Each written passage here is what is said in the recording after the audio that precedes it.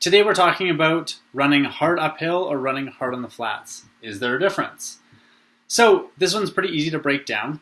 Running on the flats is a lot more about running form and leg speed. So when you're running on the flats, you get your legs going pretty quick, cadence is high, and you can generally really focus on your running form because you're standing nice and tall, shoulders are back, and you're really working with your arms.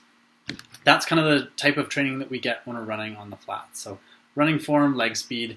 When we switch that over to running uphill is a lot more of a strength activity. Because you're powering yourself uphill, you're using a lot more glutes, you're using your calves, and cadence is generally a little bit slower because you're pushing yourself harder up that hill. So stride is shorter as you go uphill as well, so a little bit more strength-based versus running on the flats where it's a little bit more kind of running form and cadence-based.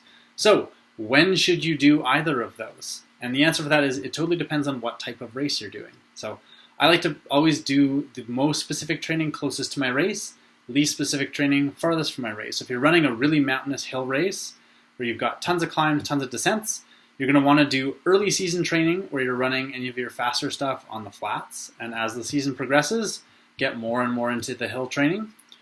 On the flip side of things, if you're running a race that's quite flat, early season, far out, you want to make sure that you're doing some hill stuff to still get in that strength aspect.